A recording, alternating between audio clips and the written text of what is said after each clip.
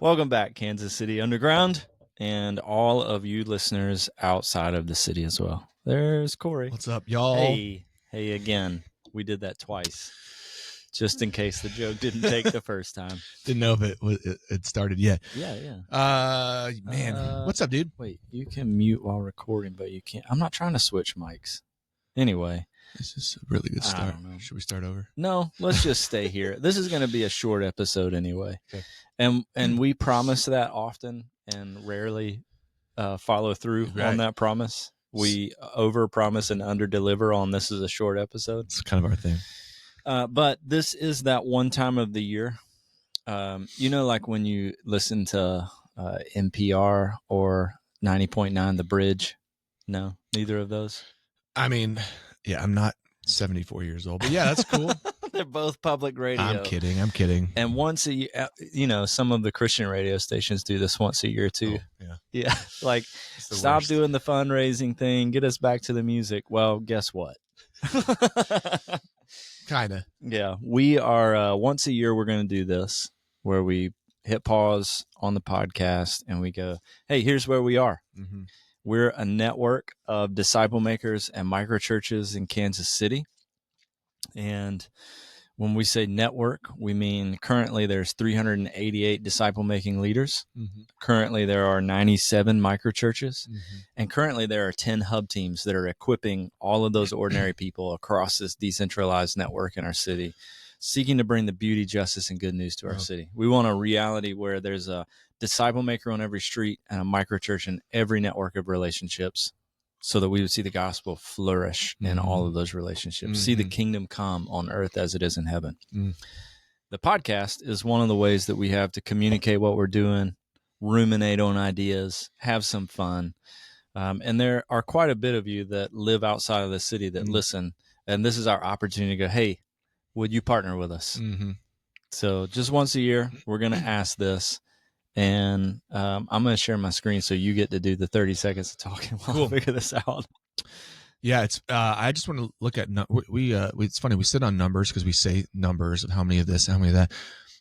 One thing we don't count because it's too hard is discovery Bible study environments, and I just tell people we have dozens and dozens of those probably throughout Kansas City that are emerging microchurches as well. I would say we have more stories of people engaging in mission and disciple making than ever before. And so we always struggle with like how to report all those, so we always way conservative underestimate the amount of microchurches and other things that we have in the city. And it's a conversation that always makes me uncomfortable. At the same time, it's a conversation that gets me excited to think about how many people on the ground level are just living out a new kind of purposeful mission in their lives. It's amazing. It's amazing to see. I'm around a bunch of young people right now, trying to mobilize young adults. A few weeks into this missionary pathway, and dude, the things that are happening, it's crazy. It's just crazy to watch God show up when we intentionally say, how can I join you? So that's really what we're about. It's not a lot of programs. So it's just like, how do we get normal people out there to join God and what he's already up to? Yeah. So here's the invitation, kcunderground.org/tomorrow. I don't even know if you can see it at the top of the screen. kcunderground.org/tomorrow. For those of you that aren't watching. You cannot see the URL. That's right. Okay. Well, for those of you that are listening and not watching, this is the website where we have all the information about the larger fundraiser that we're doing this year. So a KC Underground fundraiser tomorrow, KC. This is coming out after, so you won't be able to RSVP and come to the event. But the rest of this will still be here. You'll see the KCU Hub initiatives, and you can click here and view the prospectus. And then you can jump down here. And so Cory was just talking about Awaken. Oh, that reminds me, I have the video. I have to send Alyssa. Yep. Wow. So you can click into each of these initiatives from these different hubs to go like, oh, what's New Community doing? I could pop in there. I can hear Daryl answer his heart, and I can see their proposal for the work that they're doing. So this year, did it change websites? Yep. Okay, cool. Rock Island, what's happening out in Raytown, and the work that Alex Sons and Chris Renshaw and others that are working on out there. They're located in Raytown. It's one of the diverse suburbs of Kansas City, and they're creating this entrepreneurial incubator. So this is part of the way they're trying to bring the kingdom on earth, or in Raytown as it is in heaven. I love that. I love the way they say that. Yeah. So again, each of these are the hub teams in Kansas City that are working together to see our city filled with beauty, justice, and good news. I just want to encourage, like, I'm not going to jump into each of these and tell you everything that they're doing, but like Awaken, working with young people. Fount is launching L2, which is working for the holistic health of leaders in our city. For the Nations, working with immigrants, internationals, and refugees across the city. Independence, the hub over there in Independence, Missouri, on that side of the state line. New Community downtown, east side of Kansas City, Rock Island. We just talked about that one. Serve, as they're launching a new hub down in Gardner. Thrive, working on relational wholeness across the city, and the Western Edge Hub team helping launch Awaken, and this Beauty Initiative, Bannered Studios, 0 Hour, working with students across the city. So bunch of cool stuff that's happening. Oh, let me scroll back up. You can also click on the prospectus here, see some stories that we're telling, things that we're celebrating, and then scroll down, and we're inviting you to click on that Give Now button and partner with us. Yeah. So, anything else? Man, this is not our thing. We're not really good at raising support. Well, at the same time, we recognize, guys, that there are a lot of people that have who regularly ask us, actually, how can I give? How can I support you? How can there's an amazing story. I don't know if you want to share it. The dude in Germany. Is that worth a podcast story? Do you feel comfortable? Let me tell it. Yeah. And I won't share names. I just told you what country he's in. All right. So an unnamed country. Yeah. So overseas. I want to be careful too, because of the work that he's doing. So I'm going to just speak very generally. But had a person, well, I said he already. So I had a guy that reached out to us and was like, "Hey, can we take some of your tools and translate them for the work that we're doing in our country and different places?" We're like, "Totally." We don't know anything about him. So we usually just say, if you don't mind giving credit, like if it's something that we produced, if it's something that we didn't produce, we'll go, well, you should reach out to Novo and ask them, or you should reach out to whoever, because we use a lot of people's tools. But if it's KCU stuff, just go like, hey, we sourced it here, because we want to do that, you know. And then, hey, whatever you translate, will you give it back to us so that we can use it if we have those speakers in our country?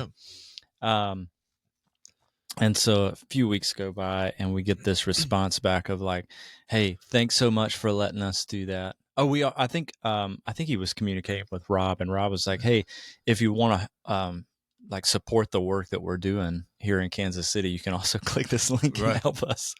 And so a few weeks go by, and we get this email back that says, "Hey, thanks for letting me translate this stuff. For sure, we'll give credit where it's due, and if and when we get it translated, we'll give it back to you." And then the rest of the email was like, "Hey, by the way, I don't have a house or a car. I'm not a business person. This is kind of my situation where I stay. I'm also an international worker among, it was say like refugees and in a very war-torn area of the world. But I do want to give to support the work you're doing." And he goes, "I was going to give this much, but I feel like the Lord is telling me to give 1% of your goal." And we're like, "What? No." You know, like, that's not, we want you to invest it where you are.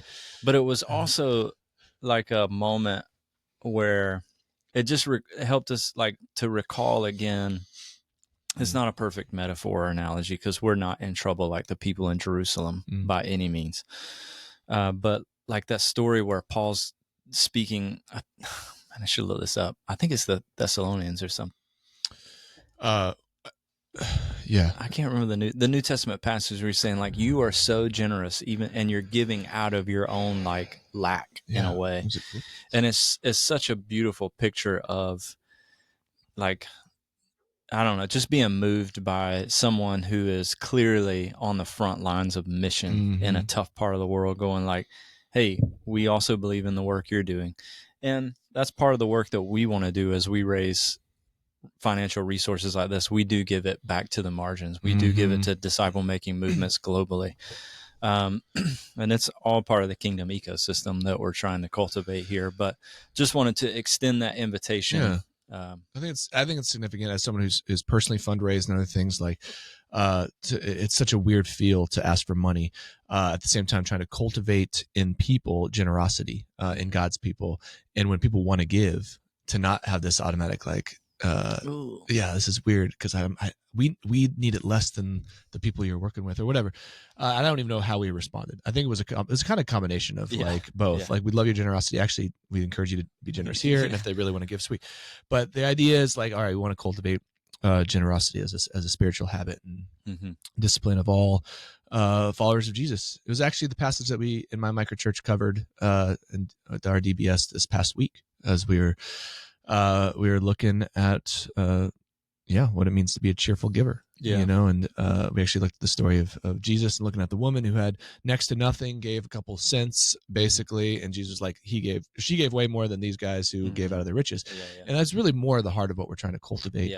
But yeah, of course, we believe in what God's called us to do in this city, trying to do some new things. We also believe that things take some resources and money that and just the impact is real. Like there is an ROI of this that I think is a little different than when some of my other experiences in church.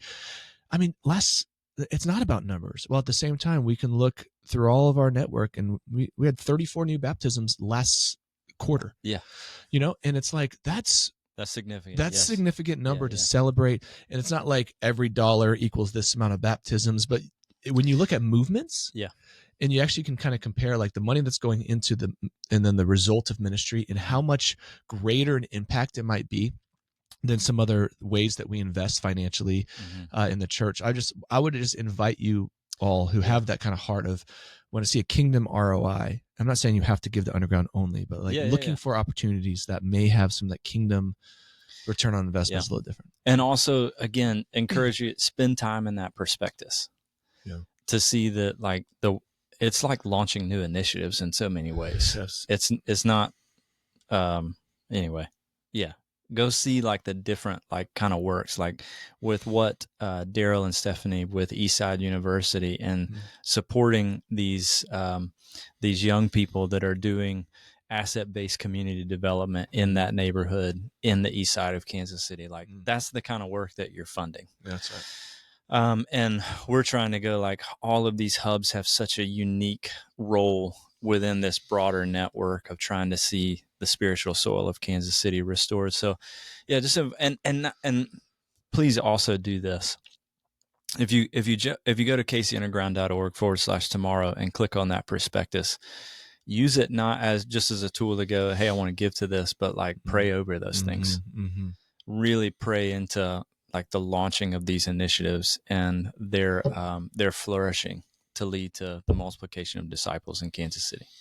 And then let it stir your own imagination. Yeah. What's God calling you to do, right? Like in your place, the things that have maybe been in your heart and your mind for a long time, because that in the end is what we're all about. And so, but we also got to raise some money, I guess. Yep. And if you're in Kansas City and you're going like, that's some cool stuff, how do I partner with those people? Email us. Yeah, and a personal check, Cory Osmond, CORYOZ. I got to cut that out now. Why? All right. So thanks for letting us hit pause and do this invitation. And if you're in Kansas City, you're sparked by this, you want to partner with any of these people, let us know. If you're outside of Kansas City and you want to fuel and fund this work, we thank you for partnering with us in that way. And we will be back next week moving forward with Gospel Conversations with Cory McElvain. Later.